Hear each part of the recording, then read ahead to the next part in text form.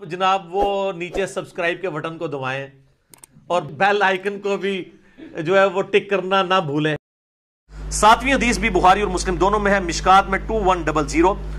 اما عائشہ رضی اللہ تعالیٰ عنہ کہتی ہیں کہ جب آپ صلی اللہ علیہ وآلہ وسلم اعتکاف فرماتے تو آپ صلی اللہ علیہ وآلہ وسلم مسجد نبوی چونکہ ایڈجسنٹ تھی حجرہ عائشہ کے ساتھ، تو آپ صلی اللہ علیہ وسلم مسجد میں ہی سے جو کھڑکی کھلتی تھی آپ کے حجرے کی لیفٹ سائڈ کے اوپر، یعنی قبلہ رخ آپ کا ہو تو لیفٹ سائڈ کے اوپر حجرہ مبارک جہاں پہ اب قبر مبارک ہے آپ صلی اللہ علیہ وآلہ وسلم کی، تو اس حجرے کی جو کھڑکی تھی وہ مسجد نبوی میں کھلتی تھی، آپ صلی اللہ علیہ وسلم اپنا سر مبارک وہاں سے اندر کر دیتے تھے۔ اور اما عائشہ کہتی ہیں کہ میں بسا اوقات حالت حیض میں بھی ہوتی تھی، تب بھی آپ صلی اللہ علیہ وسلم کے علم میں بھی یہ بات ہوتی تھی تو آپ صلی اللہ علیہ وسلم مجھ سے کنگھی کروایا کرتے تھے، اور آپ صلی اللہ علیہ وسلم میرے حجرے میں صرف اسی وقت تشریف لاتے تھے جب کوئی طبعی ضرورت ہوتی تھی انسانی، یعنی پیشاب وغیرہ کرنے کے لیے ہی آپ صلی اللہ علیہ وسلم مسجد سے باہر نکلا کرتے تھے یا غسل وغیرہ کرنے کے لیے، باقی کنگھی کروانے کے لیے آپ صلی اللہ علیہ وسلم گھر میں نہیں جاتے تھے بلکہ اس حجرے سے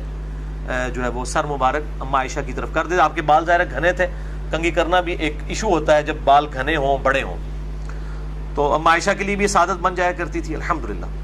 تو یہ جو طبعی ضرورت کے الفاظ ہیں اما عائشہ کے، تو طبعی ضرورت میں کھانا پینا، غسل کرنا، اسی طریقے سے ٹوائلٹ، یہ ساری کی ساری چیزیں طبعی ضرورت ہیں، ان کے لیے آپ اپنے گھر بھی آ سکتے ہیں اگر مسجد میں انتظام نہ ہو۔ اگر مسجد میں انتظام ہو جس طرح کہ آج کل ہوتا ہے پھر گھر آنے کی ضرورت نہیں ہے۔ اور یہ جو پبلک میں مشہور ہے کہ جی وضو والی جگہ پہ تھوڑی دیر بیٹھ کے بھی گپ شپ کر لی تو اعتکاف ٹوٹ گیا کیونکہ وضو والی جگہ مسجد سے باہر ہوتی ہے، بھائی وضو والی جگہ مسجد کے اندر شامل ہے، وہ فنائے مسجد ہے، مسجد کی جو بڑی باؤنڈری ہے باہر والی اس کے اندر جتنی چیزیں ہیں وہ مسجد کے اندر شامل ہیں، چاہے کوئی وضو خانہ ہو، کوئی مدرسہ ہو، ٹائلٹ بنا ہو، یہ سب کے سب مسجد میں شامل ہیں۔ اور اب خود الیاس قادری صاحب نے بھی اپنے اس فتوے سے رجوع کر لیا ہے کیونکہ فتاوی رضویہ شریف میں وہ کہتے ہیں جی احمد صاحب بریلوی صاحب کا ایک فتاوی رضویہ چھپا ہے تو اس میں فتویٰ نکل آیا کہ فنائے مسجد بھی مسجد میں داخل ہے، ورنہ ہم جب دعوت اسلامی میں تھے تو اگر کوئی بندہ وہ صابن سے چہرہ بھی دھو لیتا تھا نا وضو والی جگہ پہ تو کہتے ہیں اعتکاف ٹوٹ گیا کیونکہ صابن تو ضرورت میں سے نہیں ہے، اور فرض کے علاوہ غسل کرنے کے لیے کوئی باہر چلا گیا تو اس کا بھی اعتکاف ٹوٹ گیا۔ وہ کہتے ہیں جب تک غسل فرض نہیں ہوگا آپ غسل نہیں کر سکتے، اور یہی وجہ ہے کہ اکثر مسجدوں میں آپ کو بالکل بدبودار کپڑوں کے اندر جو ہے معتکف جو ہے وہ اللہ تعالیٰ سے آخرت کی امید پہ بیٹھے ہوئے ہیں۔ یعنی اسلام جو کہ صفائی نصف ایمان ہے، صحیح مسلم میں حدیث ہے 534 نمبر صحیح مسلم کے اندر انٹرنیشنل نمبر کے مطابق کہ صفائی نصف ایمان ہے، وہ مسلمان جو ہے مسجد کے اندر بدبو پھیلا رہا ہے۔ اور بخاری مسلم میں حدیث ہے کہ مسجد میں جو ہے وہ پیاز بھی نہ، کچا پیاز اور لہسن کھا کے نہ جاؤ کہ بدبو نہ آئے۔ آپ نے اعتکاف والے اگر 500-600 بندے اجتماعی اعتکاف میں بدبودار بٹھائے ہوئے ہیں جن کو نہ آپ غسل کرنے دے رہے ہیں نہ کپڑے بدلنے دے رہے ہیں گرمیوں میں، جس طرح آج کل جون کے اندر روزے ہیں، تو اور جی وہ فرض غسل کے علاوہ باہر نہیں نکل سکتا، کپڑے نہیں بدل سکتا، ناخن نہیں کاٹ سکتا، بھائی سب کچھ کر سکتا ہے، کوئی ممانعت نہیں ہے، روزانہ کپڑے بدلے، روزانہ 10 دفعہ بے شک نہ آئے۔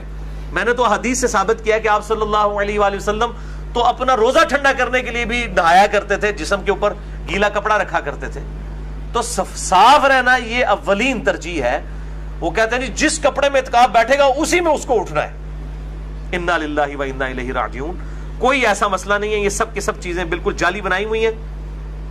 المصنف ابن ابی شیبہ میں ایک پورا چیپٹر ہے جس میں صحابہ کرام تابعین کے فتاوی موجود ہیں کہ وہ معتکف جو ہے وہ ایون اگر جامعہ مسجد نہیں ہے تو جمعہ پڑھنے کے لیے بھی اپنی مسجد سے نکل کے دوسری مسجد میں جا سکتا ہے، ایون یہاں تک ہے کہ کسی کا جنازہ بھی پڑھنے کے لیے جا سکتا ہے جبکہ وہ فالتو کسی کے پاس کھڑا نہ ہو۔ بعض تابعین کے نزدیک مریض کی عیادت کے لیے بھی جا سکتا ہے، جنازہ پڑھنے کے لیے بھی جا سکتا ہے، اس کا اعتکاف نہیں ٹوٹے گا۔ تو الحمدللہ دین کے اندر آسانی ہے، ایسا نہیں ہے کہ وہ خام خواہ ایک چیزیں مشہور کر دی ہوئی ہیں اور یہ خام خواہ لوگوں نے معاملات کو بگاڑ دیا ہے۔ 8ویں حدیث بھی بخاری اور مسلم دونوں میں ہے اور یہ مشکات میں نہیں ہے۔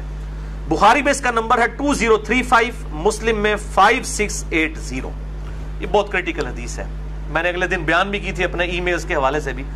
سیدہ صفیہ بنت حیی بن اخطب رضی اللہ تعالی عنہا وسلام اللہ علیہا حضور کی بیوی تھی، یہ اعتکاف کی حالت میں حضور کو ملنے کے لیے آئیں۔ آپ صلی اللہ علیہ وآلہ وسلم اعتکاف بیٹھے ہوئے تھے، رات کے وقت میں، مسلم شریف کے الفاظ ہے کہ ملنے کے لیے آئیں۔ اب رات آج کل کی رات نہیں تھی کہ اسٹریٹ لائٹس ہیں، بالکل گھپ اندھیرا ہے۔ آپ صلی اللہ علیہ وسلم کافی دیر تک ان کے ساتھ باتیں کرتے رہے، پھر آپ صلی اللہ علیہ وسلم ان کے ساتھ بڑی دور چلے گئے ان کو گھر چھوڑنے کے لیے. واپسی پہ آپ نے دیکھا کہ 2 انصاری اصحاب کھڑے ہیں جو آپس میں گفتگو کر رہے ہیں. آپ صلی اللہ علیہ وآلہ وسلم نے ان کو اپنی طرف متوجہ کیا اور آپ صلی اللہ علیہ وسلم نے فرمایا کسی سوچ کی ضرورت نہیں ہے, یہ میری بیوی صفیہ تھی جو مجھ سے ملنے آئی تھی. آپ نے اپنی کلیریفیکیشن دی. یہاں پہ کہتے ہیں حکمران کلیریفیکیشن نہیں دے سکتا عوام کو, مولوی اپنے فالوورز کو نہیں کلیریفیکیشن دے سکتا. حضرت صاحب نے فرما دیا, بس جو کچھ کر دیا. حضرت صاحب تو غلط ہو ہی نہیں سکتے.